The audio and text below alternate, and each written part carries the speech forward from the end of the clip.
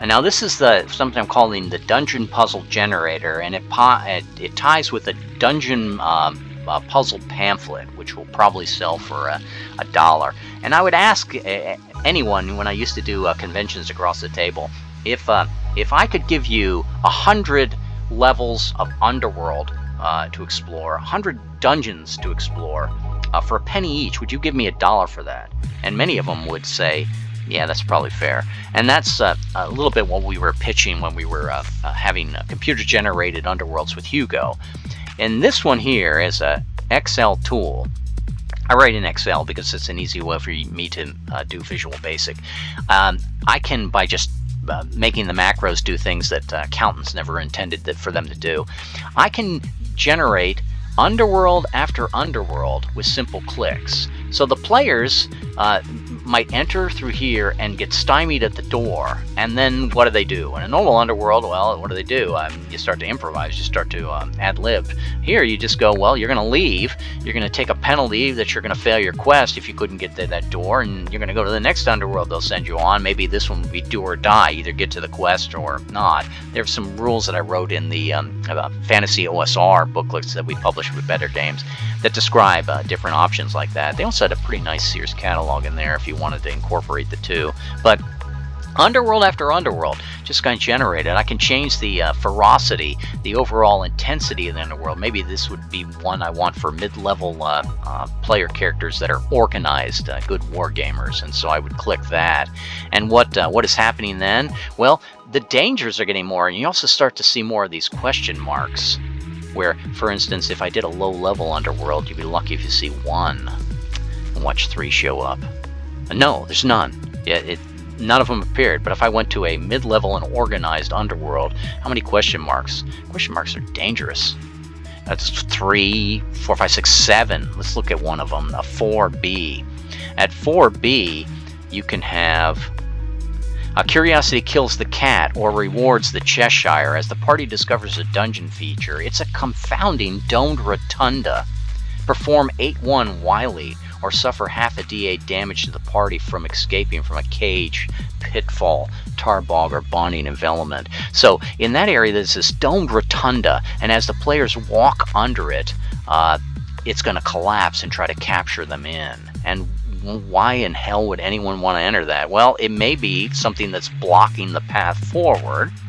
If somebody was clever, they probably would have filled this with dirt, but delvers probably came here early on in the life of this dungeon and cleared that route from this space to the southeast. But what else was that? It was I looking at 3A or 3B with that rotunda?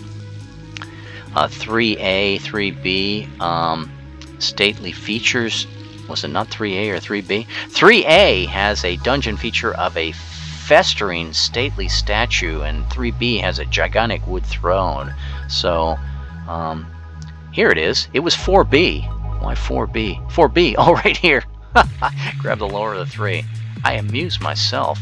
4B, curiosity kills the cat. What else happened with that? You suffer a half D8 damage from the party escaping a cage or pitfall. Because I picked a higher level underworld. If you saw so many other videos where I'm just playing level 1 and level 2, this would be something that if you had level 1 characters entering the underworld and the referee in one of the first rooms past the entrance stairs were to take a domed rotunda and not just slowly let it fall on you so you have to run away and then make a choice to continue or not, but have it just collapse on top of you trying to trap you all, some giant wants his dinner, people will be screaming bloody murder, and rightly so.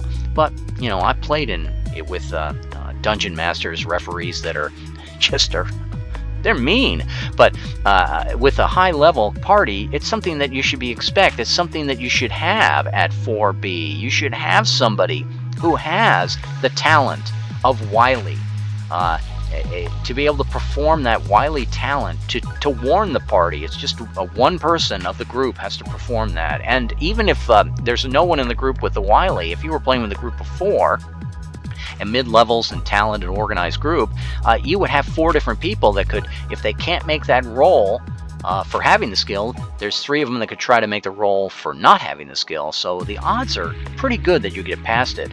But it's the relentless nature of these high-level underworlds to get to this whole gold and magic items down at the bottom. You're gonna have to fight your way through a number of things. As a wargamer, I would go, well, let's try the door, and because we have to fight the underworld's monster plus an invading monster, whether we go through 2 of these or not. But it's a question mark. Somebody else, some other party of adventurers might have died before you, gotten there, and left their own magic items behind.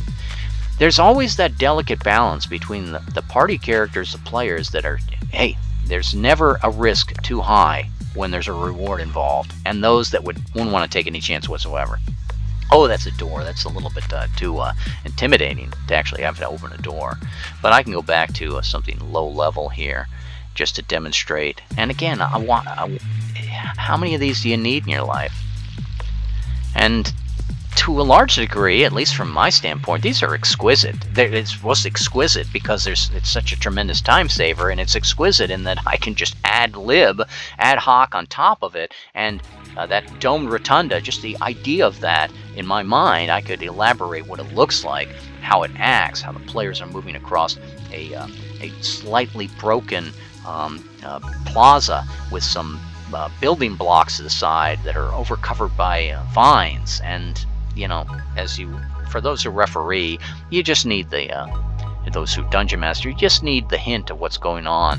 Are these going to make logical sense? They're not as logical as the Hugos. Oh my gosh, Conrad put some good effort into that. But for a day's effort of me creating a 12 by 12 dungeon maker, and let's go up to Supreme and see how difficult the dungeon would be to get from the endpoint to the flag or to the book. And you deal with the sentinel or the magical god, the demigod. He can get you right there, but from here you'd have to probably, looks like you got to go through that trap no matter what. Through the door, 1 obstacle, 2 obstacle, a question mark. Wow, there's 3 traps down here plus the door. Boy, this is looking like Chamber of Horrors territory. And then you got 1 more bomb, 1 more trap section before you actually get over here. But once you get down to the bottom of the underworld here, you can start to grab up several spots of gold if you're powerful enough. You can dig through this tunnel here with the right skills and get to this gold as well. Is there any reason to come up in here? Well, there might be treasure in this one.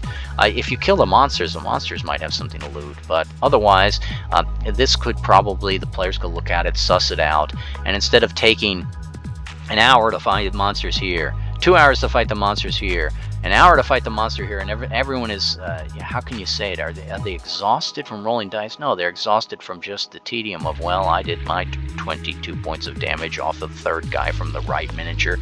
So this is a much faster and streamlined method with the talents to try to kill the monsters and move forward in the game. And then when I need it, I just, when the players give up or when the session is going into its next hour with this system, I can give them a whole new underworld to try to conquer rather than having them try to wait for the magic user. Let's all camp out and wait for the magic user to get all his spells back because he would be able to clear another 4 rooms. There's nothing wrong with Gygax, it's just, again, we should evolve. It's like if you watched a movie in the 50s, the dialogue can be pretty stilted. You watch one today, it can be more authentic to you because this is the perceptions we have. Not always, but in most cases. Well, again, this will be on DruveThru, maybe for Christmas. I don't know. Christmas gift to the gaming community. Fuck that. All right, more later.